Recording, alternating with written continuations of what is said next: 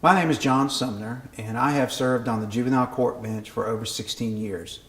And today I wanted to share with you a story of how DFCS was able to help a struggling family. Now, typically when we hear about the Department of Family Children Services being involved with a family, we think about physical abuse or substance abuse or domestic violence. But this case is different. We had stable, hardworking parents, but they had struggled with meeting their child's needs. Their son was 13 years old. He had been removed from school for excessive absences and tardiness based on his mental health issues. The parents had struggled for years. The school system had worked very closely with them, had him placed on a homebound program, but eventually his mental health issues took over and he couldn't even succeed in the homebound program. Now, the parents had struggled. They'd had a change in doctors, change in medications. At one point, their insurance coverage lapsed. They couldn't find the right counselor. So they had this 13-year-old son who was suffering. They had reached out, of course, to the school. Based on the tardiness, though, and the truancy, the school system referred the case to the courts. Juvenile court then contacted the Department of Family Children Services to conduct an investigation. We needed to know what was going on in the home. So the department responded. They conducted their investigation. They made a recommendation, though, that the child didn't need to be removed. He could remain in the care of his parents. He did not need to go into foster care, but there did need to be an intervention. So the court entered a protective order. The department became involved with the family. Through that process, they were able to get the correct diagnosis and evaluation for the child. Now, he was diagnosed as having a severe anxiety disorder, a disruptive mood dysregulation disorder, which I've been told is very similar to bipolar. It's not bipolar, but the symptoms are very similar. He also had oppositional defiance disorder and severe ADHD.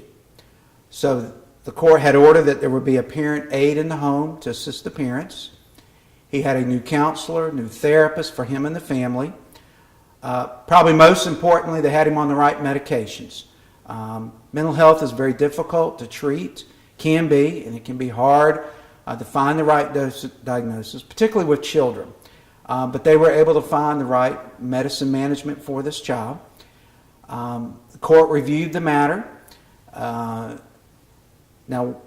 when the case first started, we had a family that came in, of course, very emotional. They were struggling. They were upset. The young man, because of his mental health issues, he wasn't even able to come to court. Since it was a truancy case, though, he did have to come to court. So we had to continue the case a few times. When he did finally appear and we had him come in the courtroom, he couldn't make eye contact with me. I had a lot of questions about his competency. He wouldn't engage with the court. Fast forward, after we had the intervention of the department, I had a family that was smiling, that was happy. They thanked the department. They were near tears thanking the department for what they had done for them. This young man, who just a few months previously couldn't even look at anyone in the face, was able to sit in this courtroom and engage with me and have a conversation.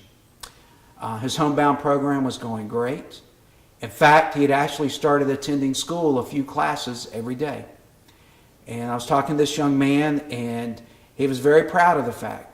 And he said, and these were his words, he was in 8th grade, and his words to me were, I want to start my high school career as a full-time student. And so his goal was to get back in school, and he wanted to attend all of high school, personally there in class. I just want to commend the department. Their intervention, they're finding the right treatment plan, they're working with this family, had such a significant impact. We took a family that had struggled for years. We had a young man who not only was not receiving an education, but was suffering from untreated mental health issues. Then we had somebody who their whole life had changed. You know, and something that we all take for granted, just as our child going to school every day, was not something that was going to be in his future. But because of the great social work of the department, of that caring case manager who came in and worked with the family and had the right services and the right medications, this young man's life has been forever changed and forever impacted. So not only has it helped that family, but it helps the community, it helps the schools. Truancy case, sometimes we think that's not as serious, but it shows what issues can be underneath. And we had caring parents who were just struggling and just needed that help. So I want to commend the department. They did a great job, and it shows how important this work is and what a positive impact, and I have seen that in case after case. So Department of Family and Children's Services has a hard job, but they're dedicated, they do great work, and I want to share this story of one family and one young man whose life was forever changed. And I want to thank the department for that.